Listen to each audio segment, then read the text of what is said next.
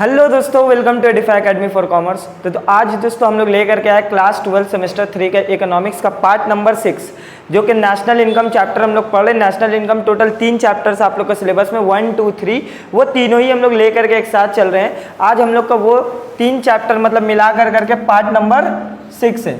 अगर आप पार्ट 5 तक का वीडियोस नहीं देखे हो तो पहले जा करके उसको देखो, लाइन बाय लाइन हम पूरा डिस्क्रिप्शन में डाल देंगे लिंक, उसको आप देख लेना, तभी आप पार्ट 6 को करोगे। ठीक है, उम्मीद करते हैं आप लोग को पसंद आता होगा। पूरा वीडियोस एक एक फॉर्मूलाज पूरा एकदम डिटेल में हम कवर कर रहे हैं आप लोग का, तो कोई प्रॉब्लम होने वाला नहीं है। बस आपको क्या करना है, लाइन से आपको क्या करना है, वीडियो को देखना है और प्यार देना है वीडियो में। क्लियर है? तो आज हम लोग शुरू कर रहे हैं census of income method. Census of production method last class में हम लोग किए थे। सेंसस ऑफ प्रोडक्शन मेथड, देखो नेशनल इनकम निकालने का फॉर्मूला 3 था, एक प्रोडक्शन मेथड, दूसरा इनकम मेथड और एक एक्सपेंडिचर मेथड। लास्ट क्लास में हम लोग प्रोडक्शन मेथड किए थे। प्रोडक्शन मेथड का आउटकम क्या आता था? तो प्रोडक्शन मेथड का आउटकम आता था जीवीए एमपी, या फिर इसको जीडीपी एमपी भी बोलते थे। इसका फॉर्मूला क्या था? Sales plus change in stock minus intermediate consumption, है ना। इंटरमीडिएट कंजम्पशन को हम आईसी लिख रहे प्यार से, ठीक है। अब यहाँ पे आप गौर करिएगा, यहाँ सेल्स का मतलब क्या होता है? यहाँ सेल्स का मतलब है एक्सपोर्ट भी लोगे और डोमेस्टिक अगर सेल्स कर रहे हो वो भी लोगे। और हम आपको बताए थे कि अगर सेल्फ कंजम्पशन के लिए ले जा रहे हो तो उसको भी हम लोग क्या करेंगे, ऐड कर देंगे सेल्स में। चेंज इन स्टॉक का फॉर्मूला होता था closing stock minus opening stock, है ना। और ये दोनों को जोड़ करके हम लोग बोलते थे वैल्यू ऑफ आउटपुट, मतलब सेल्स और चेंज इन स्टॉक ऐड करके क्या बोलते थे? Value of output. Intermediate consumption को परचेज ऑफ रॉ मटेरियल्स भी बोलते थे, परचेज ऑफ रॉ मटेरियल्स। इसमें क्या क्या आता था? इसमें भी 3 चीज़ आता था। अगर आप इंपोर्ट कर रहे हो वो भी लोगे, डोमेस्टिक से अगर कुछ खरीद रहे हो तो वो भी लोगे, और अगर तुम इलेक्ट्रिसिटी या फिर पावर वगैरह रहेगा तो वो आप इंटरमीडिएट कंजम्पशन में क्या करिएगा, ऐड कर दिएगा। राइट, ये किए थे हम लोग। 6 क्वेश्चन टोटल कवर किए थे, बहुत अच्छा से हम आप लोग को समझाए थे। देखो शॉर्ट फॉर्म में अगर आपको फॉर्मूला याद नहीं हो रहा, आप याद रख लेना, प्रोडक्शन मेथड में साइंस आता है, science. S for sales, C for change in stock और आई फॉर इंटरमीडिएट कंजम्पशन। तो याद रहेगा आप लोग, प्रोडक्शन मेथड में क्या आता है? एससीआई मतलब साइंस, ऐसे कर करके याद करना है आप लोग को। नेक्स्ट आते हैं हम लोग इनकम मेथड की तरफ। इनकम मेथड में आउटकम क्या निकलता था? एनडीपीएफसी निकलता है। क्या निकलता है? एनडीपीएफसी, जिसको हम लोग प्यार से डोमेस्टिक इनकम भी बोलते हैं। क्या बोलते हैं? Domestic income. राइट, अब इसका फॉर्मूला क्या है देख लीजिए। जिस तरह आपका प्रोडक्शन मेथड में साइंस हुआ करता था, इनकम मेथड में हम लोग का बरादरी आया, मतलब कॉमर्स आ जाएगा, COM। देख लीजिए, C for compensation of employees, O for operating surplus और M फॉर क्या होगा? मिक्स्ड इनकम सेल्फ एम्प्लॉयड, जिसको हम लोग इम्प्लिसिट अर्निंग्स भी बोलते हैं। Compensation of employees, income method में क्या होता है ना, देखो कोई इंसान कितना कमा रहा है मुल्क में, उन लोग को क्या करना है? ऐड करना है। अब इनकम कौन कमाता है? एम्प्लॉई जो काम कर रहा है मेरा फैक्ट्री में, तो उसको पैसा देते होंगे, जो पैसा दे रहे वो उनका क्या हो गया? इनकम हो गया। तो एम्प्लॉइज लोग को जो भी पेमेंट कर रहे हैं उसको क्या बोलते हैं? Compensation of employees. नेक्स्ट क्या आपका? Operating, O for operating surplus, operating surplus. Then उसके बाद क्या? M for mixed income self employed, या फिर उसको हम लोग इम्प्लिसिट अर्निंग्स भी बोलते हैं। कंपनसेशन ऑफ एम्प्लॉइज के अंदर क्या क्या आता है देख लीजिए। वेजेस या सैलरी, कुछ भी अगर कैश में दे रहे हो तो वो भी ऐड कर देना इसमें, या कोई काइंड्स वगैरह में दे रहे हो तो वो भी आपको क्या करना है? ऐड करना है। नेक्स्ट क्या है? कंपनसेशन ऑफ एम्प्लॉइज में वेजेस सैलरी है, प्लस इम्प्लॉयर, यहाँ पे ध्यान दीजिएगा, employer contribution towards social security schemes.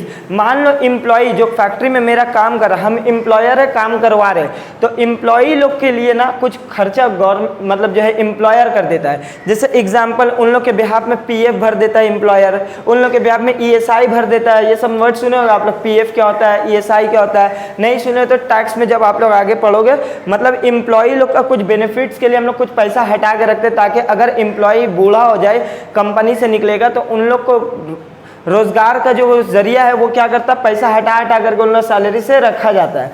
तो वही इम्प्लॉयर अगर पेमेंट कर दिए एम्प्लॉय के बिहाफ में, तो उसको क्या बोलेंगे? Employer contribution. एम्प्लॉयर दे रहा है समाज के लिए। देखो ये आप हो, एम्प्लॉयर हो, काम करा रहे हो, ये है आपका एम्प्लॉय, काम कर रहा है, ठीक है, आपका फैक्ट्री में। कल ये फैक्ट्री छोड़ेगा तो ये तो बेरोजगार हो जाएगा। तो क्या होता है ना, इनका कुछ सैलरी का कुछ हिस्सा हटा कर करके PF फंड में जमा होता है। क्या होता है, पीएफ फंड में जमा होता है, ताकि जब ये लोग फैक्ट्री छोड़े या फिर कुछ भी रीजन की वजह से बूढ़ा हो जाए, रिटायर हो जाए, तो उन लोग को ये पीएफ का पैसा मिलते रहे। तो ये समाज का भलाई के लिए है कि नहीं, क्योंकि कल अगर ये लोग बूढ़ा हो जाएगा तो इन लोग को रोजगार का जरिया नहीं रहेगा, बेरोजगार भूखा मर जाएगा। इसलिए समाज के लिए क्या होता है, पीएफ में पैसा अच्छे के लिए पीएफ में पैसा जमा होता है। अब ये पीएफ का पैसा जो है ना एम्प्लॉय का सैलरी से कटता है, लेकिन बहुत बार एम्प्लॉयर अगर एम्प्लॉय के बिहाफ में दे देगा तो उसको हम लोग क्या करेंगे, यहाँ पे ऐड कर देंगे। आया समझ में? तो कॉम्पनसेशन ऑफ एम्प्लॉय को क्या क्या दे रहे हैं, कुछ भी सैलरीज वगैरह दे रहे हैं, या फिर अगर एम्प्लॉयर एम्प्लॉय के बिहाफ में पीएफ या सोशल सिक्योरिटी स्कीम में पैसा का जमा कर रहा है तो वो ऐड कर देंगे। Clear? Next, operating surplus. Operating surplus में आपका क्या आता है, रेंट आता है, रॉयल्टी आता है, इंटरेस्ट आता है और प्रॉफिट आता है। याद रखिएगा क्या क्या, आर और I P, R for rent, R for royalty, I for interest, P for profits. Next क्या है आपका, प्रॉफिट के अंदर मतलब ये प्रॉफिट का मतलब क्या है, तो प्रॉफिट का मतलब आपका जो भी अनडिस्ट्रीब्यूटेड प्रॉफिट है जिसको आप बांटे नहीं हो। याद करो बीएसटीडी या इकोनॉमिक्स में हम लोग पढ़े थे, ये सिर्फ कंपनी क्या करता है, कुछ भी प्रॉफिट कमाता है तो वो पूरा का पूरा डिविडेंड में नहीं बांटता, कुछ पैसा अपने पास रखता है, तो उसको भी ऐड करिएगा। डिविडेंड जो दे दिया है उसको भी ऐड करिएगा। और अगर कोई कॉर्पोरेट टैक्स या फिर टैक्स ऑन प्रॉफिट जिसको बोलते हैं, जो कंपनी देता है नॉर्मली ये सब टैक्स, उसको भी क्या करेगा, प्रॉफिट्स में ऐड कर दिएगा। तो उम्मीद है आप लोग फॉर्मूला नोट कर लिए होंगे। देन हम लोग सम्स के तरफ बढ़ेंगे। तो यहाँ तक आप लोग उतारिए, हम लोग सम्स के तरफ बढ़ते आगे। ठीक है,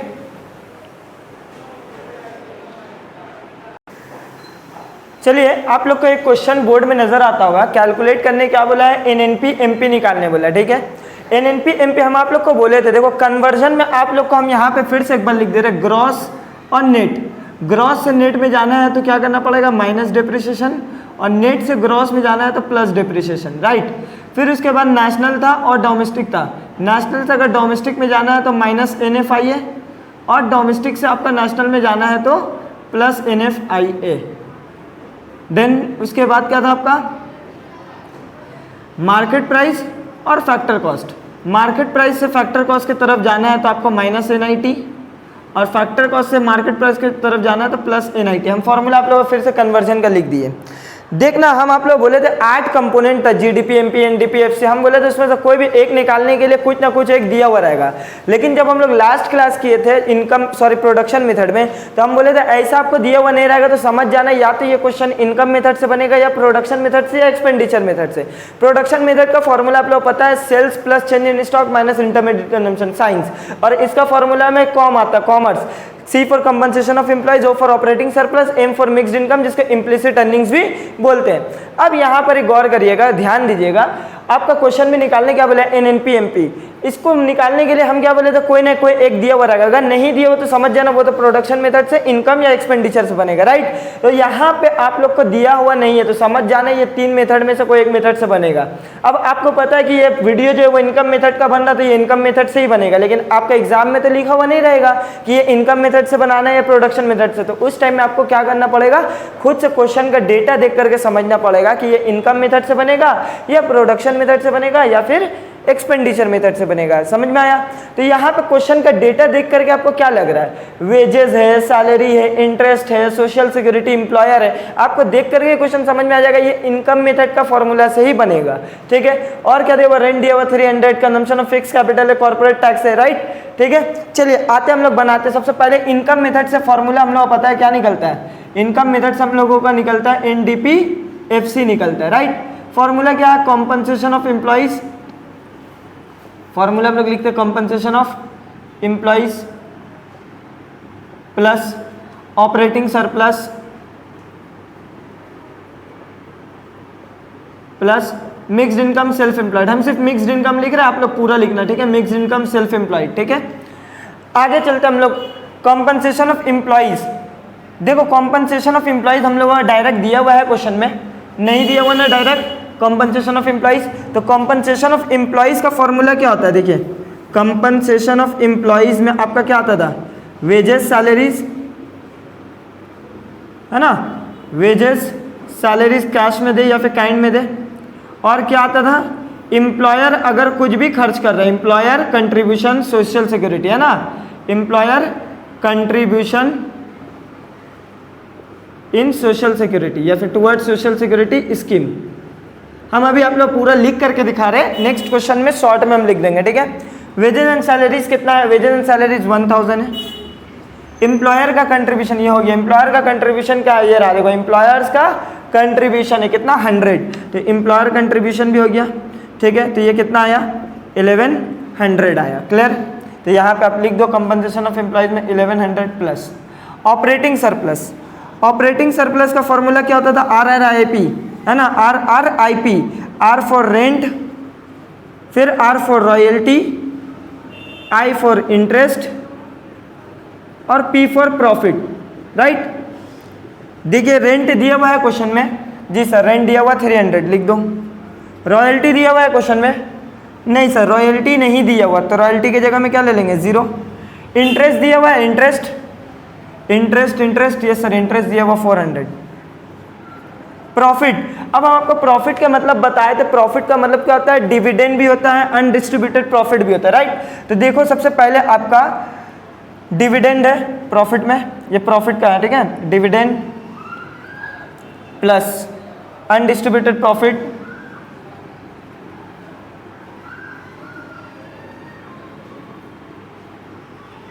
और क्या आएगा corporate tax, corporate tax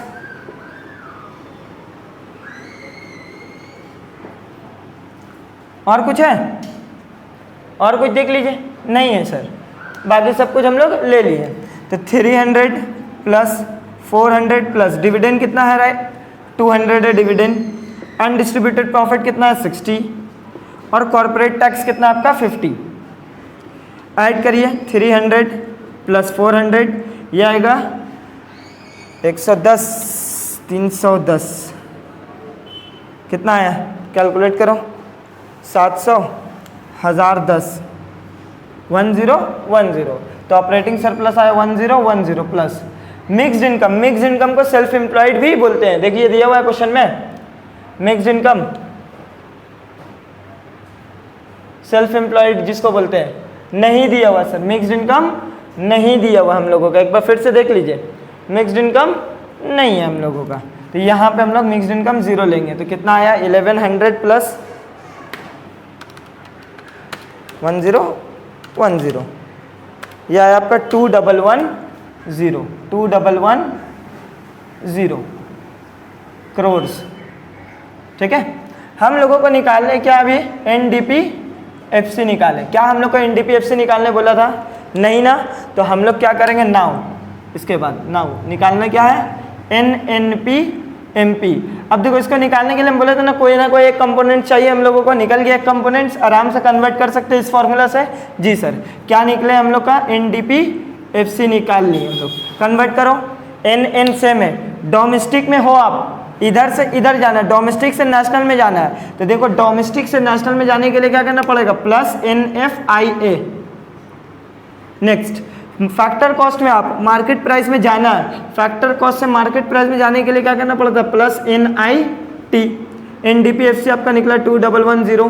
NFIA दिया हुआ है सर, हाँ सर डायरेक्ट दिया हुआ था, कहाँ गया NFIA -20 दिया हुआ है, लिख लिए, प्लस NIT का फॉर्मूला क्या होता है, डायरेक्ट दिया हुआ तो ठीक है, नहीं तो all indirect taxes minus subsidy होता है, और NFIA का क्या होता था, फीफा माइनस फीटा, याद आ रहा है ये सब। चलिए NIT डायरेक्ट दिया हुआ, जी सर NIT डायरेक्ट दिया हुआ 80, तो ले लिए हम लोग, NIT ले लिए, NFIA ले लिए, क्लियर है। तो सर इस क्वेश्चन में हम लोगों का सभी का काम आया, कोई ऐसा नहीं सर, ये कंजम्पशन ऑफ फिक्स कैपिटल क्या है, ये डिप्रिसिएशन का दूसरा नाम है, और क्या इस क्वेश्चन में हम लोगों को डिप्रिसिएशन का जरूरत पड़ा है, तो आंसर इज नो। तो ये आपको फालतू में क्या किया है, परेशान करने के लिए दिया।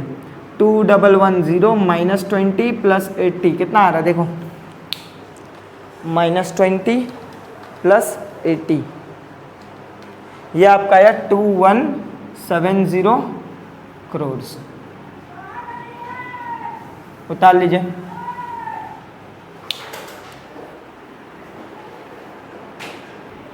चलिए नेक्स्ट क्वेश्चन आप लोग को बोर्ड में नजर आता होगा, क्या निकालने बोला अबू, नेशनल इनकम निकालने बोला। नेशनल इनकम को हम लोग क्या बोलते थे, नेशनल इनकम को हम लोग NNPFC भी बोलते हैं, क्या बोलते हैं NNPFC, राइट NNPFC। अब यहाँ पर ध्यान दीजिएगा, फिर से हम अच्छा से लिख दे रहे हैं, क्या निकालने वाला है, नेशनल इनकम। नेशनल इनकम मतलब FC। तो मतलब आपको नाम के साथ साथ उन लोग का वैल्यूज को भी याद रखना होगा, नहीं तो आपको पता ही नहीं चलेगा ना कि नेशनल इनकम को क्या बोलते हैं, इसको डोमेस्टिक इनकम बोलते हैं, है ना। तो देखिए क्वेश्चन आप लोग देखिए क्या दिया हुआ है, कंपनसेशन ऑफ एम्प्लॉइज दिया हुआ कितना 13,300 करोड़, वेजेस इन काइंड दिया हुआ आपका 200, इनडायरेक्ट टैक्सेस दिया हुआ है GDFCF या फिर GFCF। ये आपका GDFCF क्या होता है या GFCF क्या होता है, ये जब एक्सपेंडिचर मेथड हम पढ़ाएंगे ना तो आपको और अच्छे से क्लैरिटी मिल जाएगा, जो कि इसके बाद ही वीडियो आने वाला है, ठीक है। ऑपरेटिंग सरप्लस दिया हुआ, मिक्स्ड इनकम सेल्फ एम्प्लॉयड दिया हुआ, NFIA दिया हुआ, नेट एक्सपोर्ट माइनस में 100 दिया हुआ, क्लियर है। तो क्वेश्चन देखिए, आप क्वेश्चन देख करके आपको क्या लग रहा है कौन सा मेथड से बनेगा, तो क्वेश्चन देख करके सब वेजेस है, कंपनसेशन ऑफ एम्प्लॉइज है, ये सब देख करके आपको लग रहा है क्या कि ये आपका इनकम मेथड से बनेगा। तो हम इनकम मेथड का फॉर्मूला लिख दिए, ठीक है। क्या दिया वो कंपनसेशन ऑफ एम्प्लॉइज हम लोग का डायरेक्ट दिया हुआ इस बार 13,300 plus operating surplus, operating surplus जो हम लोगों का डायरेक्ट दिया हुआ तो ऑपरेटिंग सरप्लस भी डायरेक्ट लगा देंगे। मिक्स्ड इनकम सेल्फ एम्प्लॉयड दिया हुआ है, मिक्स्ड इनकम सेल्फ एम्प्लॉयड जी सर वो भी डायरेक्ट दिया हुआ कितना 16,100, क्लियर है सर। यहाँ तो सब दिया हुआ, तो अच्छी बात है ना, दिया हुआ है तो आपका एग्जाम में भी इतना हार्ड क्वेश्चन नहीं देगा जितना हम करा दे रहे हैं, चलो ठीक है। आपका बुक वगैरह में इतना क्वेश्चन दिया हुआ नहीं है, आप लोग का MCQs है, लेकिन आप देख रहे होगा पूरा डिटेल्स हम लोग ले करके चल रहे हैं। 34,400 करोड़ आपका आया NDPFC। अब आराम से हम लोग कन्वर्ट कर लेंगे कि नहीं कर लेंगे, निकालने क्या बोला नाउ NNPFC, आपके पास क्या है NDPFC है, ठीक है। डोमेस्टिक से नेशनल में जाने के लिए, डोमेस्टिक से नेशनल में जाने के लिए क्या ऐड करना पड़ेगा प्लस NFIA, बाकी कुछ तो करना नहीं है। ये आपका 34,400 NFIA डायरेक्ट दिया हुआ था, ठीक है, नहीं तो इसका फॉर्मूला क्या होता है फीफा माइनस फीटा, है ना। तो देखो NFIA हम लोगों का डायरेक्ट दिया हुआ है, net factor income from abroad, हाँ सर डायरेक्ट दिया हुआ NFIA कितना 300, तो ये कितना हो जाएगा 34,700 करोड़।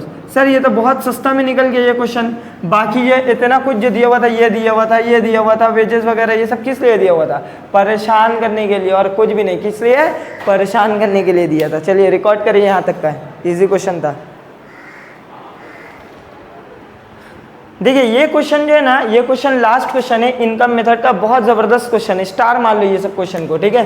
ये सब क्वेश्चन को स्टार मान लीजिए आप लोग का एग्जाम पर्पस के लिए। देखो डिस्क्रिप्टिव है, इतना हार्ड नहीं देगा, लेकिन ज़्यादा सीख लेना कोई गुनाह नहीं है। आपका ज़्यादातर जितना भी क्वेश्चन हम पीछे बुक का देख चुके हैं, आप लोग का कन्वर्जन में ही खत्म हो गया, मतलब जो पार्ट 3 या पार्ट 4 है ना उतना ही देख लोगे आपका कंप्लीट हो जाएगा। आपको नहीं देखना पड़ेगा income method, production method, expenditure method, लेकिन हम फिर भी आप लोग के लिए एक्स्ट्रा करा रहे हैं। और इसके बाद एक्सपेंडिचर मेथड का भी क्वेश्चन कराएंगे, उसके बाद आप लोग मिक्स्ड क्वेश्चन भी हम कराएंगे, लेकिन इतना हार्ड आप लोग का MCQs में नहीं दिया हुआ है।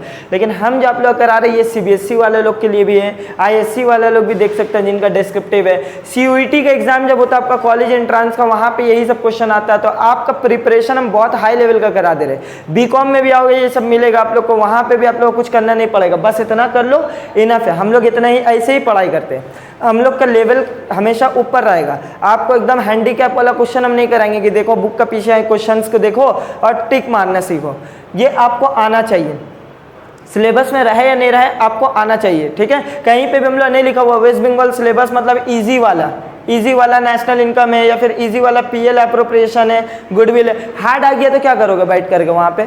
आपका अगर टारगेट 40 आउट ऑफ 40 है तो आपको तो हर तरह का क्वेश्चन करना होगा ना, या फिर आप सिर्फ बुक करके जाओगे। एक बुक थोड़ी है, बुक तो बहुत सारा राइटर है, तो सबको आपको करना पड़ेगा, जितना ज़्यादा MCQs हो सके लगाओ। कंसेप्ट तो हम दे रहे हैं आप लोगों को, क्लियर है। चलिए यहाँ पे आपका क्या दिया हुआ है क्वेश्चन में, कैलकुलेट करने क्या बोला ऑपरेटिंग सरप्लस। तो देख करके समझ में आएगी सर ऑपरेटिंग सरप्लस है वो इनकम मेथड का ही फॉर्मूला में आता है ऑपरेटिंग सरप्लस, राइट है ना। तो सर आइए हम लोग को क्या क्या दिया हुआ, सेल्स दिया हुआ है हम लोगों का, कंपनसेशन ऑफ एम्प्लॉइज दिया हुआ है, इंटरमीडिएट कंजम्पशन दिया हुआ है, रेंट दिया हुआ है, इंटरेस्ट दिया हुआ है, NIT दिया हुआ है, कंजम्पशन ऑफ फिक्स कैपिटल जिसको डेप्रिसिएशन भी बोलते हैं, इसको क्या बोलते हैं डेप्रिसिएशन भी बोलते हैं, और क्या दिया हुआ है मिक्स्ड इनकम दिया हुआ है। तो जो जो दिया हुआ पहले हम लोग पुट करते हैं, है ना। कंपनसेशन ऑफ एम्प्लॉइज हम लोग दिया हुआ 800 पुट कर दिए। ऑपरेटिंग सरप्लस यही तो निकालना हम लोगों को, इसको ऐसे ही रहने दो operating surplus. Mixed income self employed वो भी हम लोगों का दिया हुआ कितना 400। तो गौर करो आप NDPFC आप निकाल लो, क्यों, क्योंकि ये इनकम मेथड से आपका क्या निकलता है NDPFC। तो ऑपरेटिंग सरप्लस हम लोगों को चाहिए। अगर ये मिल जाएगा हम लोग को, इजिली नहीं निकल जाएगा, आराम से निकल जाएगा ना, तो यही तो हम लोग को नहीं दिया हुआ है। तो गौर करो, इसको निकालने के लिए कुछ ना कुछ और इन्फॉर्मेशन देगा क्वेश्चन में। क्या इन्फॉर्मेशन दिया है, गौर से देखिए सर। सेल्स दिया हुआ है, change in stock minus intermediate consumption, intermediate consumption भी हम लोगों का दिया हुआ है। मतलब सर ये sales, change in stock, intermediate consumption sir हम लोगों का प्रोडक्शन मेथड का फॉर्मूला में हम लोग सुने थे। अब प्रोडक्शन मेथड से हम लोग क्या निकलता था, जीडीपी एमपी निकलता था। क्या निकलता था, जीडीपी एमपी, जिसको हम लोग जीवीए एमपी भी बोलते थे। सर यहाँ जीडीपी एमपी यूज करिए या जीवीए एमपी यूज करें, क्वेश्चन क्या है, एनडीपी है, तो यहाँ पर भी आप जीवीए मत यूज करिए बल्कि जीडीपी एमपी यूज करिए। इसका फॉर्मूला क्या होता था sir, sales plus change in stock minus intermediate consumption, ये प्रोडक्शन मेथड का फॉर्मूला है। यहाँ लिख दो by production method, by production method, ठीक है। अब देखो सेल्स कितना दिया हुआ सर, सेल्स दिया हुआ हम लोगों का 4000। चेंज इन स्टॉक क्वेश्चन में दिया हुआ है, चेंज इन स्टॉक क्वेश्चन में नहीं दिया हुआ। चेंज इन स्टॉक का फॉर्मूला क्या होता है, क्लोजिंग माइनस ओपनिंग।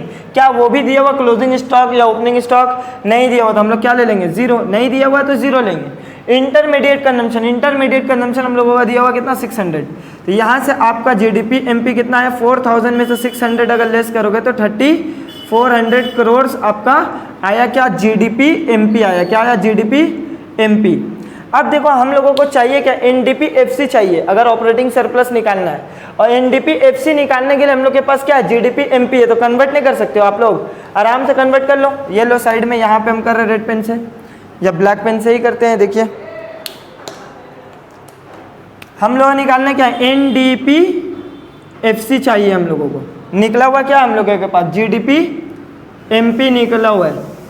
तो ग्रॉस से नेट में जाने के लिए सर, ग्रॉस से नेट में जाने के लिए, ये देखो ग्रॉस से नेट में जाने के लिए क्या करना पड़ेगा हम लोगों को, माइनस डेप्रीसिएशन, देन डी से में पीपी से में, मार्केट प्राइस से फैक्टर कॉस्ट में जाना है। अब मार्केट प्राइस से फैक्टर कॉस्ट में जाने के लिए क्या करना पड़ेगा, माइनस NIT। क्लियर है। तो जीडीपी एमपी कितना निकला, 3400। डेप्रिसिएशन देखो आपका डायरेक्ट दिया हुआ नहीं था, इसका नाम था। आधा से ज़्यादा स्टूडेंट को ना नाम नहीं पता डेप्रिसिएशन का। डेप्रिसिएशन का कंजम्पशन फिक्स कैपिटल भी और एसेट रिप्लेसमेंट कॉस्ट भी बोलते हैं, याद आ रहा है। तो डेप्रिसिएशन कितना है सर, 200।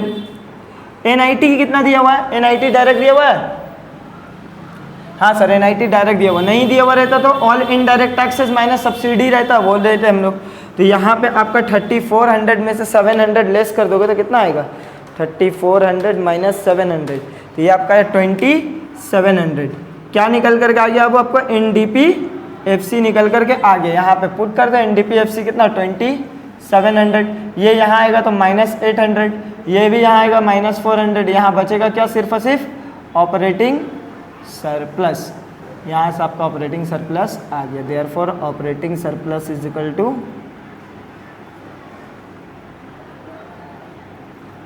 2700 में से 1200 लेस करिएगा तो आपका आएगा 1500 करोड़। कितना आएगा, 1500 करोड़। तो उम्मीद करते हैं आप लोग को ये क्वेश्चन बहुत अच्छा लगा होगा। अच्छा से हम समझाए, एक एक चीज़ क्लियर किए। आपका इसी वीडियो के साथ आपका क्या हो गया, production method complete, income method complete. अब हम लोग एक्सपेंडिचर मेथड एक टॉपिक बनाएंगे, देन एक और वीडियो बनेगा मिक्स्ड इनकम, मिक्स्ड क्वेश्चन, जिसमें आपका इनकम मेथड भी रहेगा, प्रोडक्शन मेथड भी रहेगा, एक्सपेंडिचर मेथड भी रहेगा, एक ही क्वेश्चन में ढुका देंगे। वो लॉन्ग क्वेश्चन के लिए ज़्यादा आता है, जैसे CBSE ISC वाले लोग का ना ये क्वेश्चन 5-5 मार्क्स का आता है, तो उन लोग का वो सब ज़्यादा आता है। तो वेस्ट बंगाल का स्टूडेंट उसको भी देख लोगे। जब इतना हम लोग देख लिए हैं तो एक पार्ट और देख लेंगे, मज़ा तो आता ही होगा आप लोग को। अभी तक का कोई भी ऐसा जगह नहीं हुआ होगा जहाँ पे आप लोग को समझ में नहीं आया होगा या फिर क्लैरिटी नहीं मिला होगा। तो इसी के साथ आज का वीडियो हम लोग यहीं ख़त्म करते हैं। अच्छा से आप लोग को समझ में आया है, और वीडियो में ज़रूर बताइए आप लोगों को कैसा समझ में आ रहा है, नहीं आ रहा, कोई जगह में गलतियाँ हो रही है या नहीं समझ में आ रहा, उसको भी आप बताइए। हम सही से एक्सप्लेन नहीं कर पा रहे वो भी बताइए वीडियो में, और अगर अच्छा लग रहा तो वहाँ पर अप्रिसिएशन वो भी करिए कमेंट में, और ज़्यादा से ज़्यादा अपने दोस्तों तक का पहुँचाइए ताकि हम लोग को मोटिवेशन मिलते रहे। उम्मीद इसी के साथ वीडियो को एंड करते हैं। हंसते रहिए, मुस्कुराते रहिए, पढ़ते तो ज़रूर रहिए। Bye bye.